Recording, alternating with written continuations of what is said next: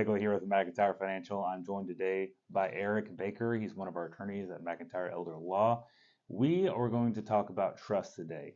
Sometimes we get excited about a product we have and we start discussing it and what you can do with it and how you can put financial products in the trust and all that stuff. We forget the details of the trust and how to to explain it to our clients. So we're going to explain it to you guys what a trust is. I Eric's an expert, so he's going to explain it really. And how it protects your finances and how it protects you as a person, how it protects your legacy, and how it can help pass your assets along to your loved ones. So Eric, what is a trust? How can it benefit our clients? And just layman terms, dumb it down for us. Sure, most definitely. Thanks for having me on, Ryan.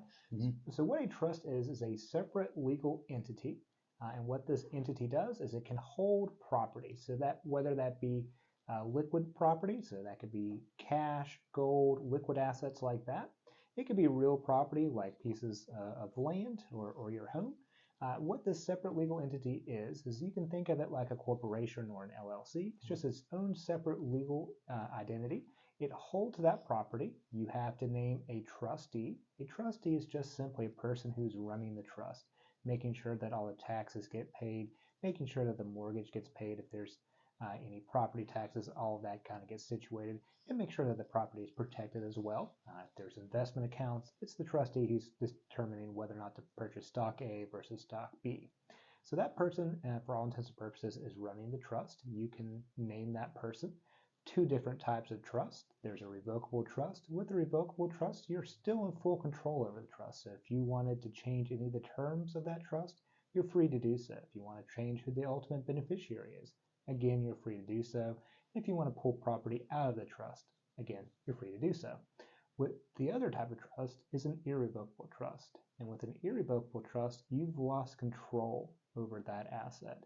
So for example, if you've put your house into that irrevocable trust, you're no longer in control over it. Whomever you've named as a trustee has sole responsibility over that property, and you are no longer able to change any of the terms of the trust. You're no longer able to individually pull that property out yourself, and the trustee is, for all intents and purposes, managing that piece of property for your benefit. So that's going to be the irrevocable trust. The benefit of that irrevocable trust is if we are planning for long-term care, the irrevocable trust can get that property out of your name and make sure that that can get you qualified for certain benefits if you do that within the time period allowed by Medicaid and other government benefits programs.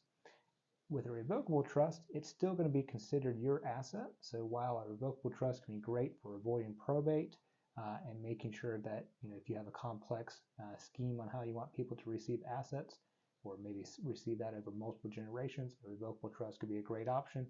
But for benefits planning, that revocable trust really isn't going to be a great option for you. So that's kind of a basic rundown of trust. Well, that was a great explanation. Yeah. Correct me if I'm wrong. Trust can be extremely tailored. Yeah. Yes. They're very flexible. And we use those. You use those products quite often. Yeah, most definitely. Yeah. So trusts are highly flexible. So let's say, for example, you have a situation where you have a person in your life who you want to receive funds, but that person's not very financially gifted or responsible. You can have the trust hold those funds for their benefit for their lifetime, and have maybe a small percentage, maybe 10% every single year go to them. That way, with the trust, you can make sure that that kind of irresponsible individual isn't receiving a large lump sum at one time.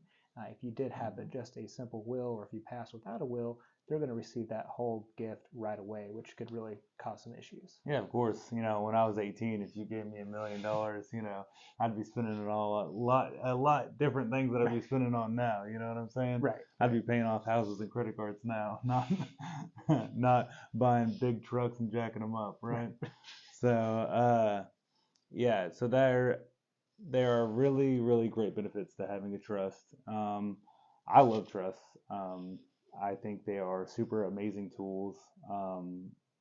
You explain it very, very well, so I'm glad I had you on the show. Thank you so much. That's definitely. And if someone wants to reach out and get a trust from you, how would we get in contact with you? Sure, most definitely. So they can call me at 828-233-5991, and we can schedule them a free consultation. Awesome. And if you want a free consultation with me, it's 704-218-9223. Thank you guys and have a good day.